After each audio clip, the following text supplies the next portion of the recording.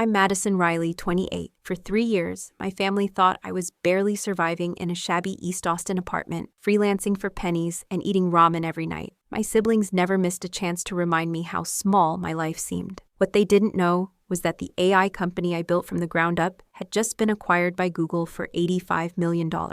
And in 10 minutes, when my helicopter lands on their perfect front lawn, their lesson begins. Growing up as the middle child in the Riley family was like being the weird cousin at a country club reunion. My older sister Emma is this brilliant heart surgeon at Houston Methodist. She literally saves lives for a living and lives in this massive mansion in River Oaks with her lawyer husband Michael and their 2 perfect kids. My younger brother Connor is this hotshot investment banker at Goldman Sachs in Dallas. Dude just bought a penthouse downtown and drives a Porsche that costs more than most people's houses.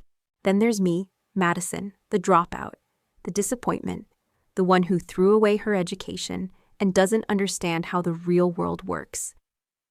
My parents, Robert and Patricia Riley, are classic Texas success story material. Dad spent 35 years as a petroleum engineer at ExxonMobil, worked his way up from nothing.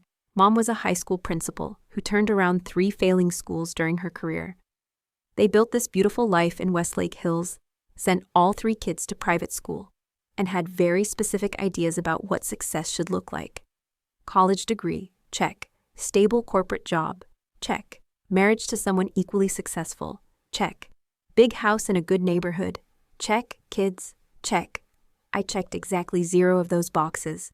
While Emma was crushing it in medical school at Baylor and Connor was getting his MBA from Wharton, I was the computer science major at UT, who dropped out sophomore year to chase some ridiculous pipe dream about starting a tech company. The dinner table conversation when I announced I was leaving school is still burned into my memory. Dad literally put his fork down and stared at me like I'd just told him I was joining a cult. "Madison, you're throwing your life away," he said, not even making eye contact. "You'll regret this decision for the rest of your life." Mom started crying. Not the proud, supportive tears you see in movies when someone chases their dreams. The horrified, where did we go wrong kind of tears. Emma, who was home from her surgical residency at Mayo Clinic, just shook her head. Some people are meant to innovate, Madison. Others are meant to follow. There's no shame in accepting your limitations. Even Connor, who was only 21 at the time, felt qualified to give me life advice. The tech bubble already burst once. You missed your chance. Now it's time to be realistic. So in January 2018, I packed everything I owned into my beat-up Honda Civic, which died 3 months later, by the way, and moved into a 400-square-foot studio apartment in East Austin for $800 a month. I had $500 in my checking account and a laptop that was held together with duct tape. My family gave me 6 months before I'd come crawling back, humbled and ready to finish my degree. Well, it's been 6 years, and I never went back. But I also never told them what actually happened during those 6 years. The first 2 years were brutal, I'm not gonna lie. I survived on freelance web development projects, building basic websites for local Austin businesses, taco shops, hair salons, dog grooming places. Anyone who needed an online presence and couldn't afford a real agency.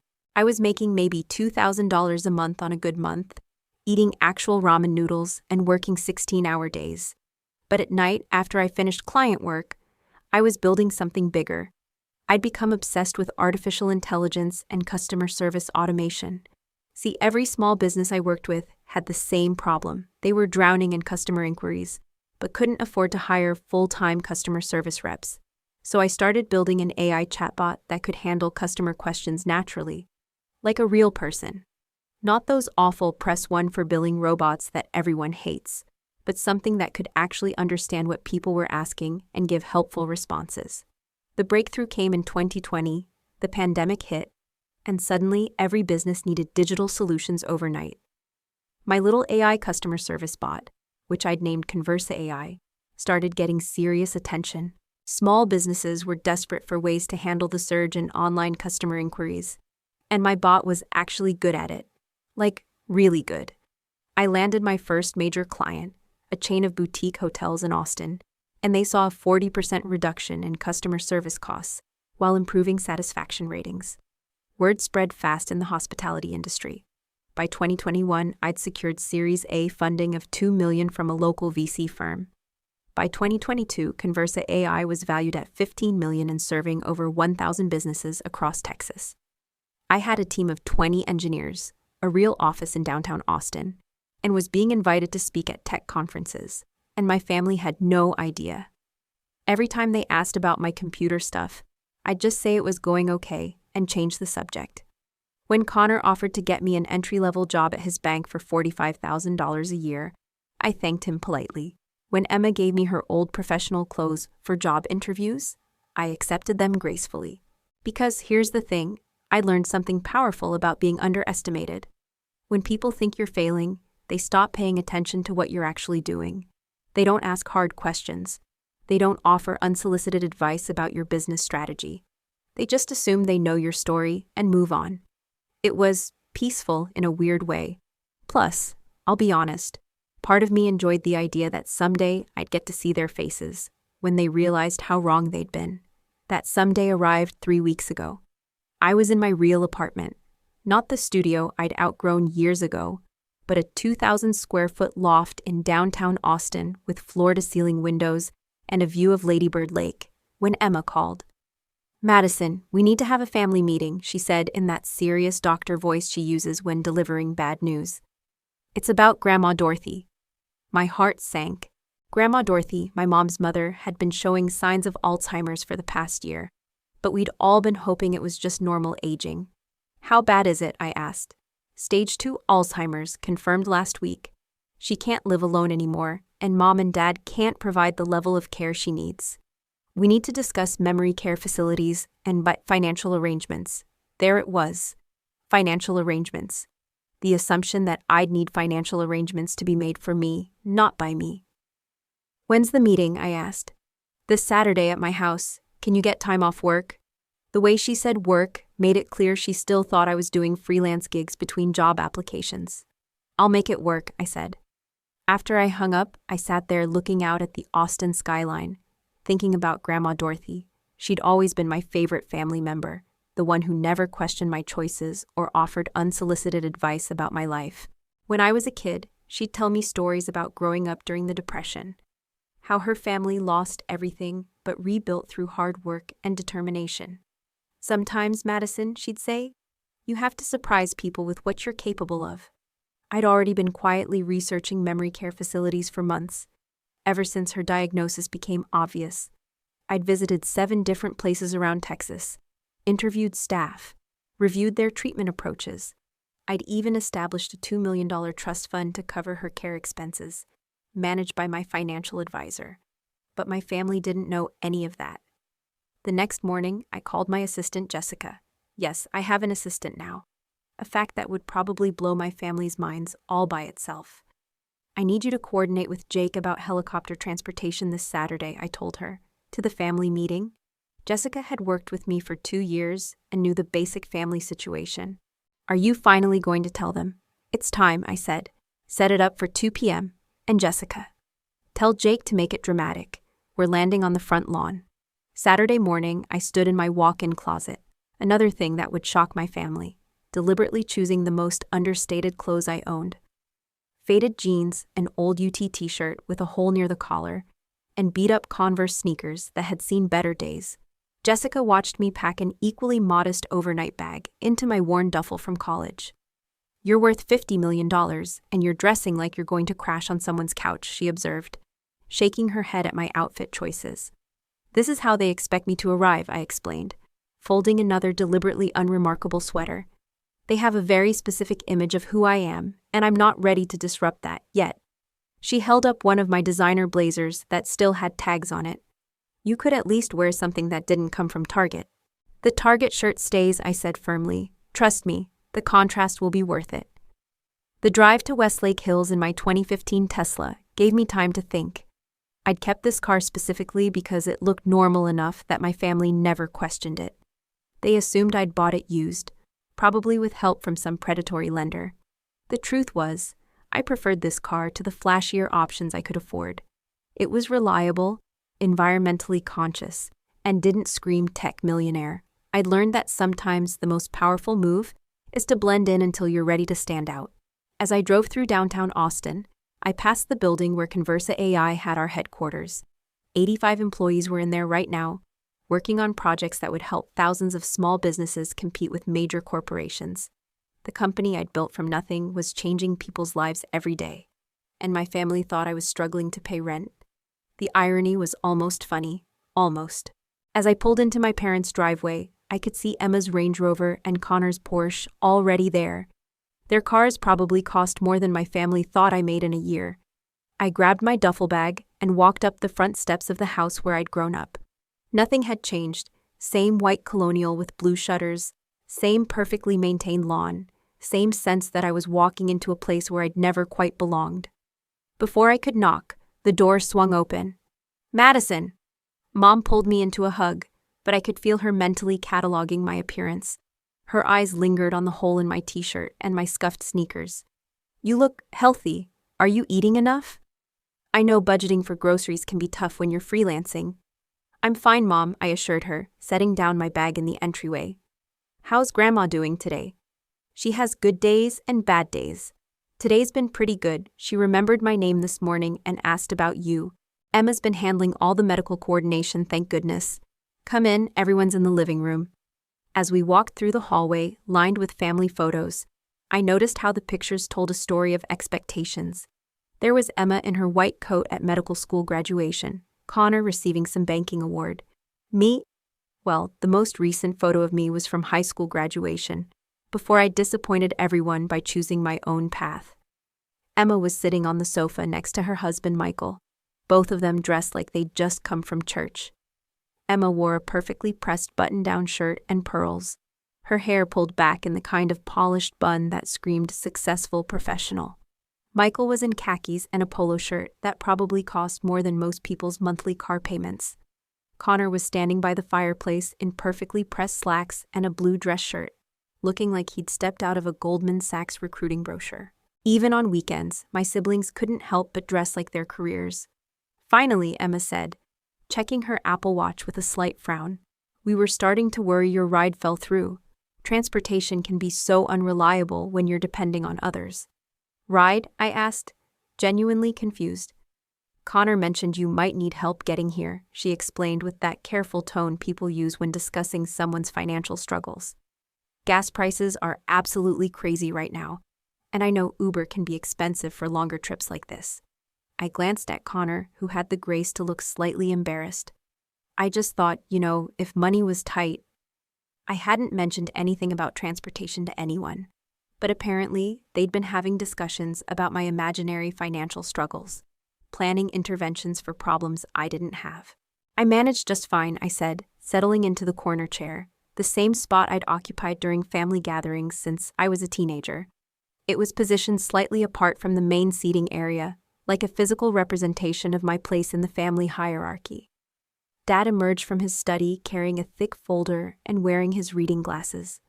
"Madison, sweetheart, good to see you. Emma's been putting together a comprehensive plan for your grandmother's care. We're lucky to have someone in the family who understands medical systems." "How's the tech stuff going?" Connor asked with that slightly condescending tone he'd perfected over the years. "Still doing web design for local businesses?" "Something like that," I replied, not bothering to correct his assumption that I was still building basic websites for taco shops.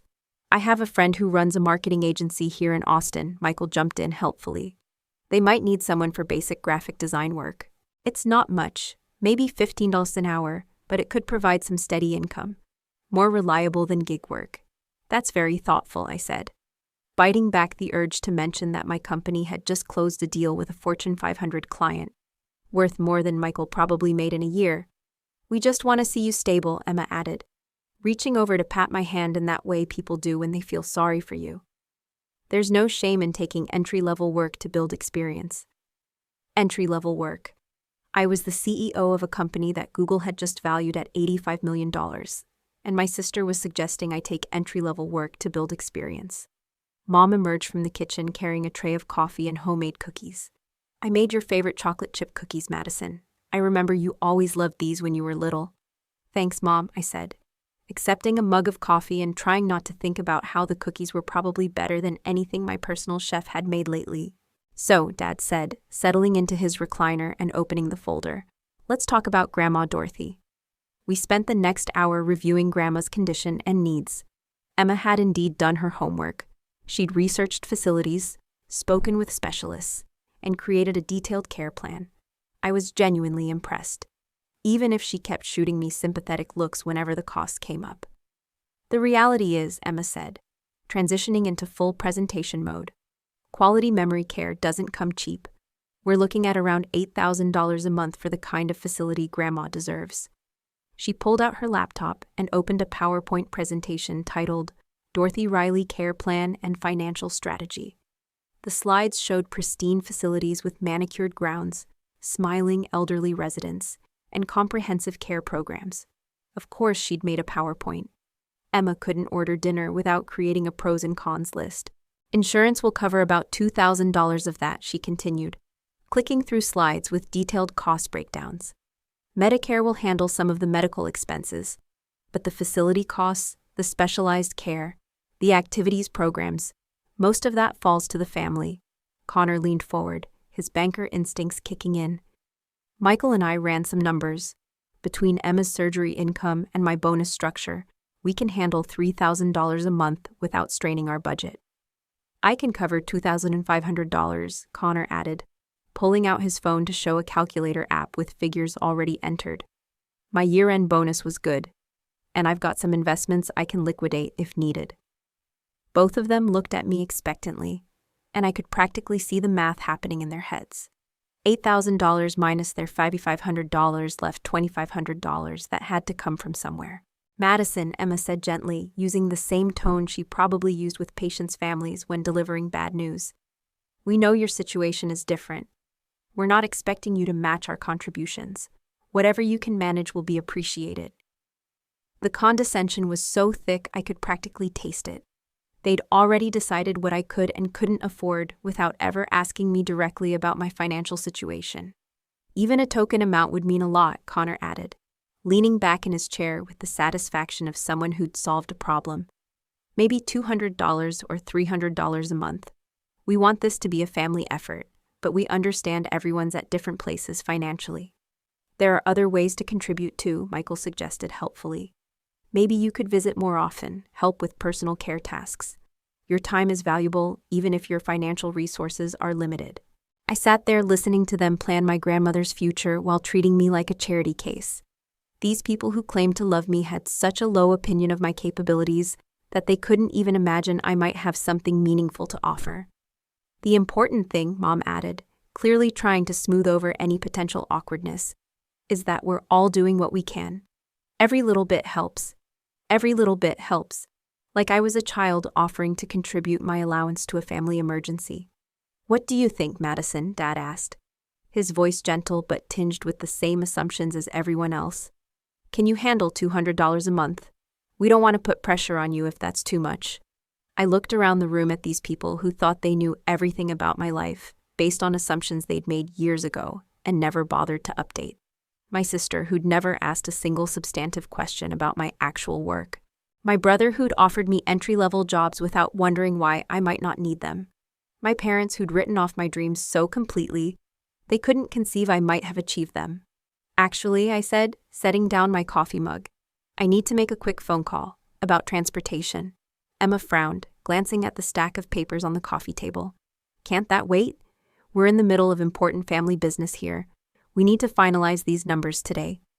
It'll just take a minute, I said, pulling out my iPhone and standing up. I need to confirm my ride home. Another Uber? Connor asked, and I could hear the unspoken concern about how much money I was spending on transportation. Something like that, I replied, stepping onto the back patio and closing the sliding door behind me. I dialed Jake, my helicopter pilot, who answered on the first ring. Madison, ready for Operation Family Revelation? Execute Plan Aurora in 10 minutes, I said, unable to keep the smile out of my voice. Roger that, Miss Riley. Landing zone confirmed. Front lawn, correct? Affirmative. Time to end this charade. I've been looking forward to this for months, Jake said with a chuckle. The crew is standing by. See you in 10. When I walked back inside, Connor was in the middle of explaining how they could set up automatic payments to make it easier for me to contribute my modest amount. We could even start with $100 a month if $200 is too much, he was saying. The important thing is that Madison feels included without feeling overwhelmed. Sorry about that, I said, settling back into my chair with what I hoped was a mysterious smile. Just confirming my ride home. Did you call another Uber? Mom asked, already reaching for her purse. Honey, let me give you some cash for the fare. Those rides can add up. Not exactly an Uber, I replied, checking my watch. Any minute now. As long as it's reliable, Emma said, turning back to her laptop. Now where were we? Oh yes, the payment schedule. I think we should set up a family account. That's when we heard it. The distant thump-thump-thump of helicopter blades cutting through the air, growing steadily louder. Emma paused mid-sentence, her head tilting slightly. What is that noise? The sound grew more distinct. Definitely a helicopter and definitely getting closer. Connor walked to the window, pushing aside the curtains. Is that a helicopter? In this neighborhood? Why would there be a helicopter here? Dad asked, looking confused and slightly concerned. Are we expecting some kind of emergency services?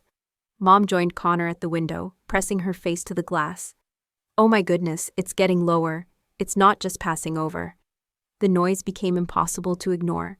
The windows started rattling in their frames, and I could hear car alarms going off in the distance. Oh my God, Mom gasped, backing away from the window. It's landing. It's actually landing on our lawn. Outside, a sleek black Bell 429 helicopter was descending onto their perfectly maintained front yard. The downwash from the rotors was bending the oak trees and sending grass clippings flying in every direction. Mrs. Henderson's prize-winning rose bushes next door were getting the full hurricane treatment. Should we call 911? Michael asked, pulling out his phone with shaking hands. This has to be some kind of emergency. Are we being invaded? Mom practically shouted over the increasing noise. Robert, what do we do? Maybe it's a medical emergency, Emma said, her doctor instincts kicking in. Someone might be hurt. I stood up and calmly gathered my purse, checking to make sure I had everything I'd brought. No need to call anyone, I said, having to raise my voice slightly to be heard over the rotor noise. That would be my ride. The helicopter settled onto the lawn with professional precision, its engines beginning to idle. Through the front window, I could see Jake in his crisp pilot uniform giving me a thumbs up and checking his instruments. 5 pairs of eyes turned to stare at me like I'd just announced I was an alien from another planet. Your ride? Emma's voice cracked on the last word. Madison, what the hell is going on? You were right about one thing, I said, walking toward the front door while my family sat frozen in shock. I don't own a car. I prefer helicopter transportation for longer distances. Much more efficient. Connor's mouth was opening and closing like a fish gasping for air. You can't, this is... Madison, whose helicopter is that? Mine, I said simply, pausing with my hand on the doorknob. Well, technically the company's, but since I own 60% of the company, I guess that makes it mine. Company, Dad repeated weakly. Conversa AI, my artificial intelligence company. Google just acquired us last month for $85 million. The silence that followed was so complete, I could hear the neighbor's dog barking in the distance. 85 million, Mom whispered, sinking back onto the couch like someone had cut her puppet strings. I retained 60% equity, I continued matter-of-factly, enjoying the look of complete bewilderment on their faces, plus ongoing royalties and a position on Google's AI ethics board. The helicopter came with the executive package.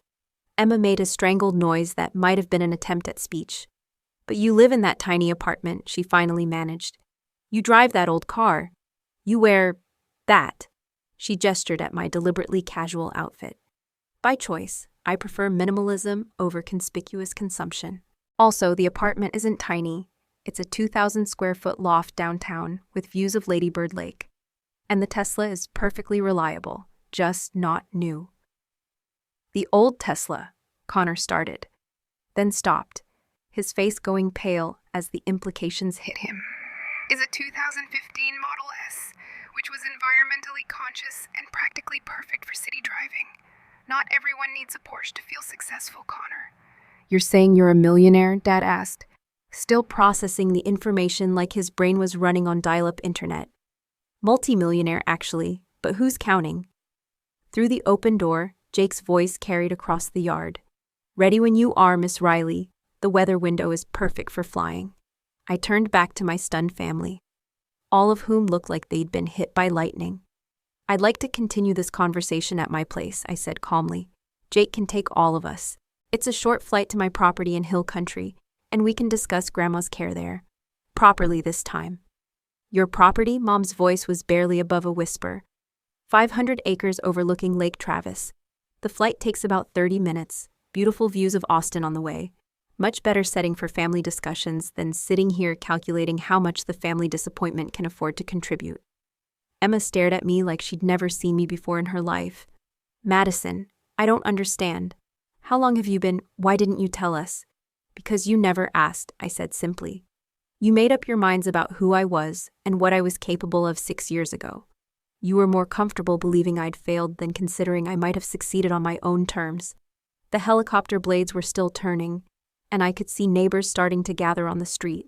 Several people had their phones out, probably live streaming what was definitely the most excitement Westlake Hills had seen since someone spotted a celebrity at the country club last year. Mrs. Henderson from next door was standing in her flower bed, hands on her hips, clearly assessing the damage to her roses. I made a mental note to have my landscaping team come fix whatever we'd disturbed. Are you coming? I asked, looking around at my family.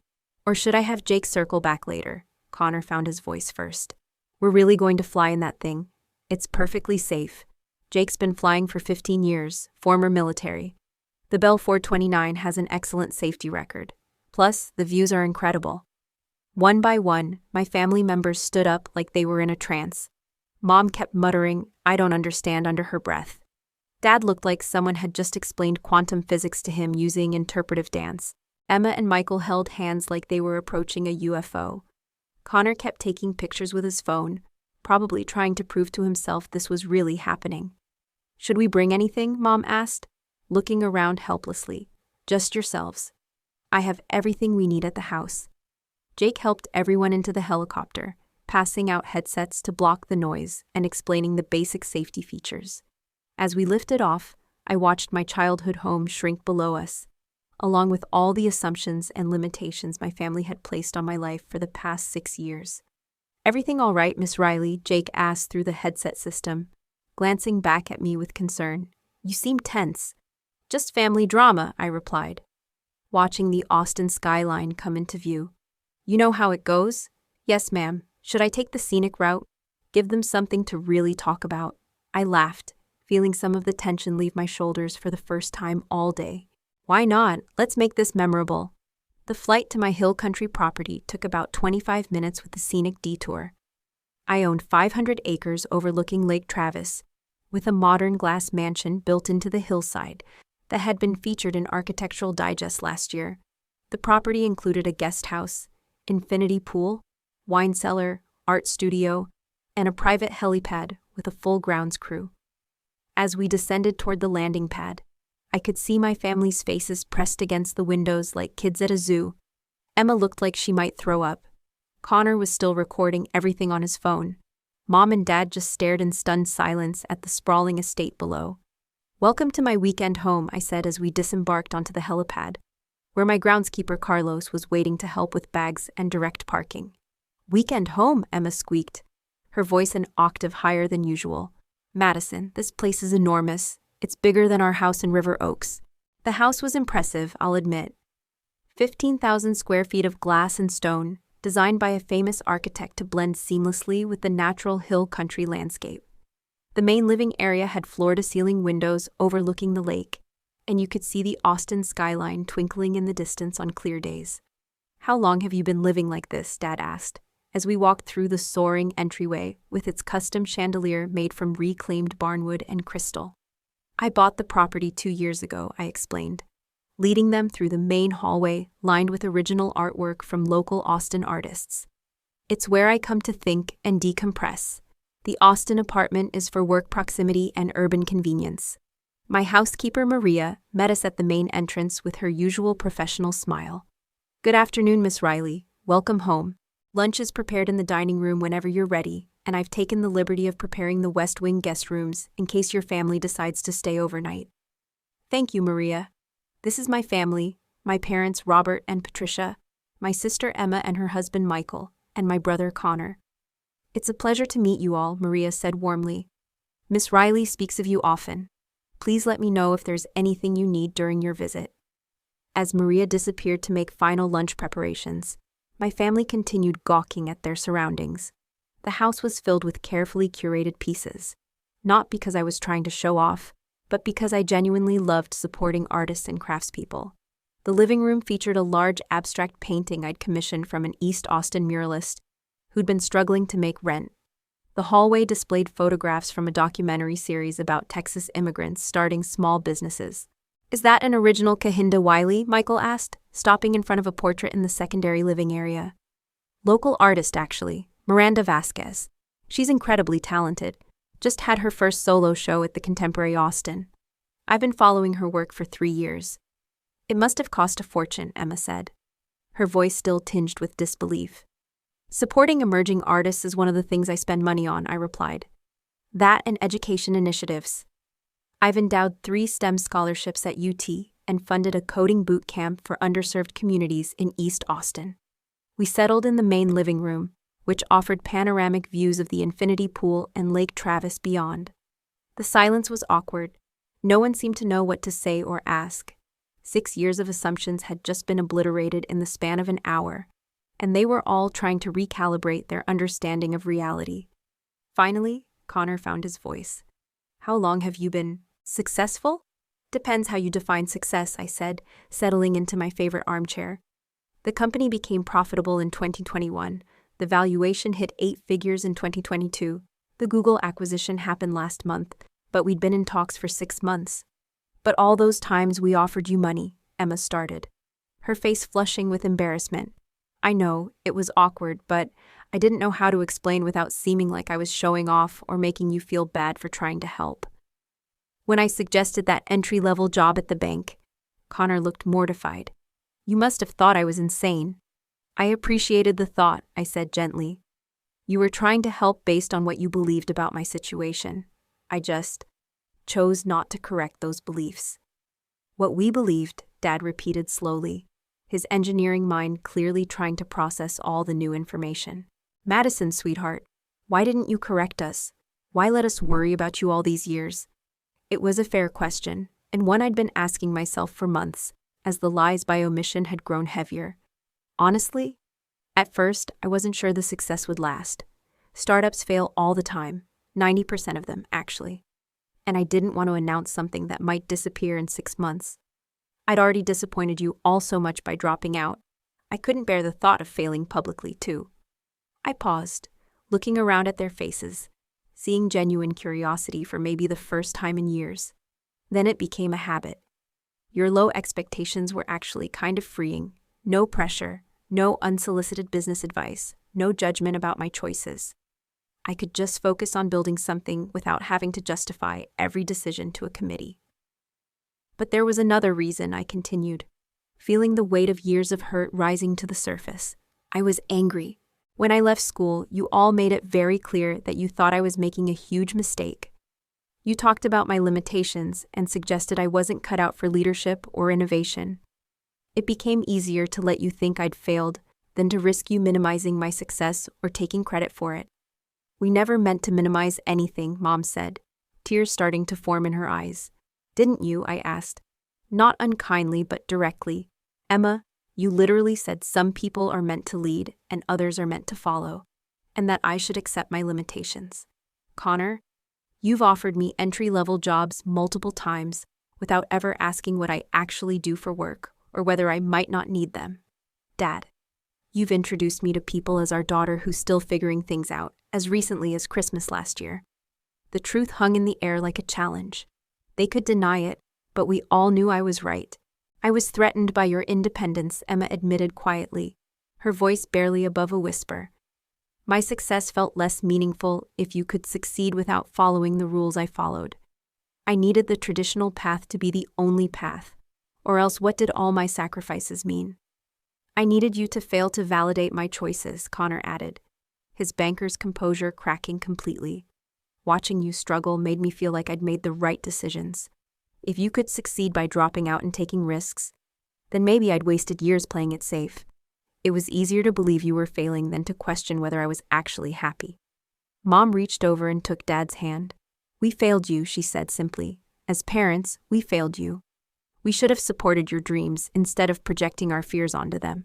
I was proud of you, Dad said suddenly, his voice thick with emotion. Even when I was scared and angry, I was proud. You had courage I never had at your age. I worked for the same company for 35 years because it was safe, predictable. But I was terrified you'd fail and get hurt, so I tried to talk you out of taking risks instead of helping you take smart ones. We all sat there for a few minutes, the weight of 6 years of misunderstanding settling between us. Not the dramatic movie-style crying, but the quiet, exhausted kind that comes when you finally stop pretending everything is fine. Maria appeared in the doorway, her timing impeccable as always. Excuse me, Miss Riley. Lunch is ready when you are. Chef Thomas has prepared the menu you requested. Thank you, Maria. We'll be right there. The dining room was set for 6, with my good china. Limoges porcelain I'd bought myself as a celebration when Conversa AI hit its first million in revenue. The table overlooked the pool and lake, with fresh flowers from the garden and a spread that looked like something from a magazine. Herb-crusted salmon, roasted vegetables from our garden, fresh bread, and a selection of wines from my cellar. You employ a full staff? Michael asked as we sat down, his lawyer mind clearly cataloging the evidence of wealth around him. Maria manages the house when I'm here. Chef Thomas handles meals and meal planning. Jake is obviously the pilot. And there's a grounds crew of 4 that maintains the property and gardens. Plus, my Austin office has 85 employees now. 85 people work for you? Connor asked, his voice still tinged with disbelief. With me, I corrected firmly. Conversa AI is collaborative. We're all working together to democratize customer service technology for small and medium businesses. I might be the CEO, but every person on that team contributes something essential. As we ate, the conversation gradually shifted from shock to genuine curiosity. For the first time in years, my family was asking real questions about my work, my life, my goals. Not patronizing questions designed to offer help I didn't need, but authentic interest in who I'd become. What's the most rewarding part of what you do? Mom asked, cutting into her salmon. Honestly, it's seeing small business owners realize they can compete with bigger companies. Our AI levels the playing field. A mom-and-pop restaurant in small-town Texas can provide the same quality customer service as a national chain. A local bookstore can handle online orders as efficiently as Amazon. That's incredible, Emma said. And for once she sounded like she meant it rather than just being polite. We have a client in Fredericksburg, a family-owned toy store that was struggling with online sales during the pandemic. After implementing our system, their customer satisfaction scores went up 40%, and their revenue doubled. The owners were able to hire 3 more employees and expand their inventory. You're actually helping people, Dad said, wonderingly. Building something that makes a difference. That was always the goal. I didn't want to just make money, though that's nice too, I added with a small smile. I wanted to solve real problems for real people. After lunch, I gave them a tour of the property. The house included my home office with 6 monitors and development equipment that looked like mission control, a library filled with business and technology books spanning 2 floors, an art studio where I painted landscapes in my spare time, and a wine cellar that had become something of a hobby. You paint? Emma asked, examining canvases stacked against the studio walls, mostly hill country landscapes and Austin cityscapes. It helps me think, different kind of problem solving. Sometimes when I'm stuck on a coding problem, I'll come out here and paint for an hour, and the solution will just come to me. In the office, Connor examined my setup with genuine fascination. Multiple screens showed real-time data from Conversa AI systems, customer satisfaction metrics, and development progress on new features. This is where you run everything, he asked, running his fingers along the custom desk that curved around the room. Part of it. I spend most weekdays at the Austin office, but I can work from anywhere with good internet. The infrastructure is all cloud-based, so geography doesn't really matter. And this all started with that chatbot idea, Dad asked, studying the whiteboards covered with flowcharts and algorithms. That's right. I saw small businesses drowning in customer inquiries, emails, phone calls, social media messages, and thought there had to be a better way. Most chatbots sucked because they were basically fancy phone trees. I wanted to build something that could actually understand context and emotion. You saw a problem and solved it, he said slowly, his engineer's brain finally grasping what I'd built. That's exactly what I did with pipeline optimization at ExxonMobil. I couldn't see it when you were starting out. All I saw was the risk. The risk was real, I acknowledged. I nearly went bankrupt twice. There were months where I lived on ramen and optimism. But that's what makes success meaningful, knowing you could have failed but didn't. As evening approached, we settled on the terrace overlooking the lake. The sun was setting, painting the water orange and pink. It was peaceful in a way our family gatherings had never been.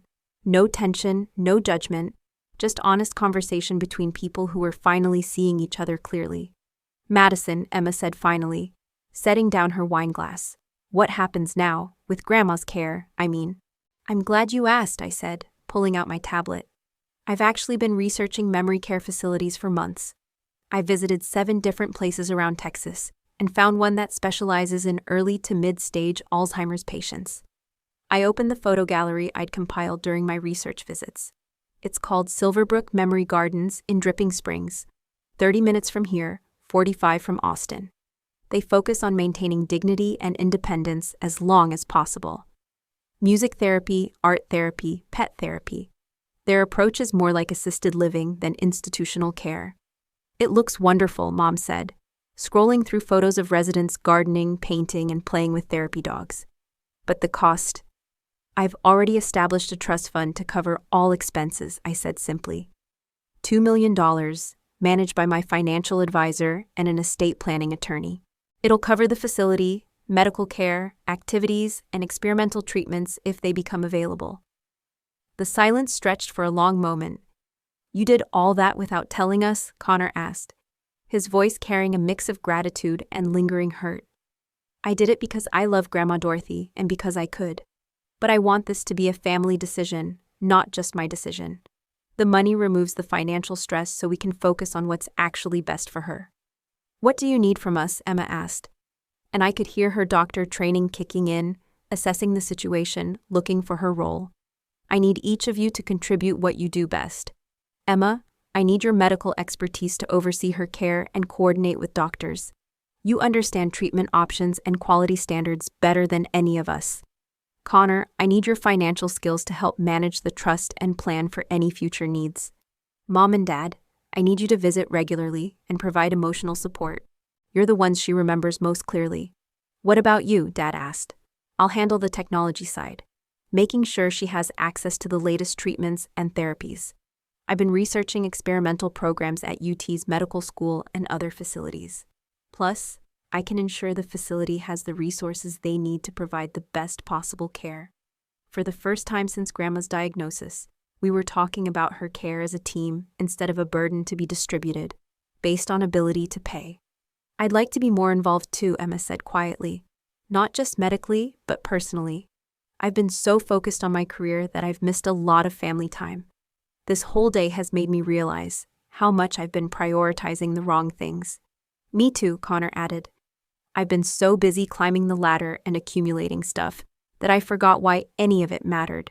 When I saw that helicopter land, my first thought wasn't I'm proud of Madison. It was, how did she get ahead of me? That's pretty screwed up. We spent the rest of the evening planning regular family dinners, visits to Grandma Dorothy, and ways to stay connected that didn't involve crisis management. It felt like the family I'd always wanted but never thought we could be. I have a confession, Mom said as we were finishing dessert. A chocolate tart that Chef Thomas had somehow made from scratch in the 3 hours since we'd arrived. I've been bragging about you to my friends for years. What? I asked, nearly choking on my wine. Not about money or success, she clarified quickly. About your independence. About how you had the courage to follow your own path. Mrs. Patterson's daughter is 35 and still living at home, afraid to take any risks. I always told her she should be more like Madison. You said I was figuring things out, I pointed out. I said you were figuring out your own way, not following someone else's blueprint. I was proud of that, even when I was worried about you. That night, as everyone settled into the guest rooms, Connor knocked on my bedroom door. Can't sleep, he said. Mind if we talk? We sat on the balcony outside my room, looking at the stars reflected in the lake below. The hill country was dark enough that you could actually see the Milky Way, something impossible in the city. "I owe you a huge apology," he said after a few minutes of comfortable silence. "You already apologized. Not for today, for everything. For 6 years of treating you like a charity case. For never asking real questions about your life. For assuming I knew better because I wore expensive suits and worked for a prestigious company." He paused, staring out at the water. "Want to know something pathetic? I hate my job. I mean, really hate it. The hours are insane, the pressure is constant, and I spend my days making rich people richer. But I kept doing it because it looked impressive and paid well. Meanwhile, you were building something meaningful and helping actual people." "It's not too late to change," I said gently. "I've been thinking about that. There's a nonprofit in Dallas that helps small businesses access capital. They've offered me a position before, significant pay cut, but actually meaningful work. I always said no because I thought it would look like a step backward." "Sounds like a step forward to me." "Yeah," he said with a small laugh. "Funny how perspective changes when your little sister lands a helicopter on your childhood lawn." The next morning, I woke to the sound of my family talking and laughing on the terrace. Through my bedroom window, I could see them sitting around the breakfast table, Connor helping Dad with his tablet, Emma and Mom looking at photos from the night before, Michael reading the newspaper and occasionally joining the conversation. It looked like a normal family breakfast, except it was happening at my house instead of theirs. When I joined them, Chef Thomas had outdone himself with a spread of fresh fruit, homemade pastries, gourmet omelets, and perfectly brewed coffee. The conversation flowed naturally, without the undercurrent of tension that had characterized our family gatherings for years. "I called Silverbrook this morning," Emma said, looking up from her phone. "They have an opening, and they're willing to do a consultation this week. I've been looking at their financial transparency reports," Connor added, tapping his tablet. "Their operating costs are reasonable for the level of care they provide. The trust structure Madison set up is more than adequate. We could visit tomorrow," Mom suggested, "all of us together. Let Grandma see the place and meet the staff." "She'd like that," Dad agreed. "Dorothy always makes better decisions when she feels included in the process." As the morning progressed, we made concrete plans for the next few weeks. Emma would coordinate with Grandma's current doctors to transfer medical records. Connor would help set up the trust fund distributions.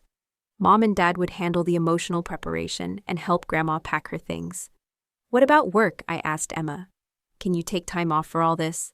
"I'm reducing my surgery schedule anyway," she said. "Michael and I have been talking about having another baby, and I realized I don't want to miss any more of my kids' lives, because I'm always at the hospital." "The hospital won't be happy," Michael noted. "The hospital will survive. There are other heart surgeons. There's only one me and only one family." It was almost noon when Jake appeared on the terrace to let me know the helicopter was ready for the return flight. My family gathered their things slowly, like they didn't want the weekend to end. "This feels different," Mom said as we walked toward the helipad.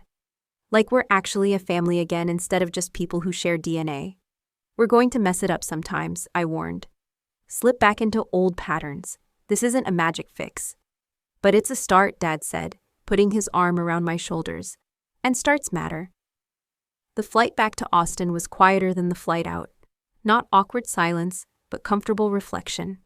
Through the headsets, Connor asked about my plans for Conversa AI's expansion. Emma wanted to know about the medical AI applications I was exploring.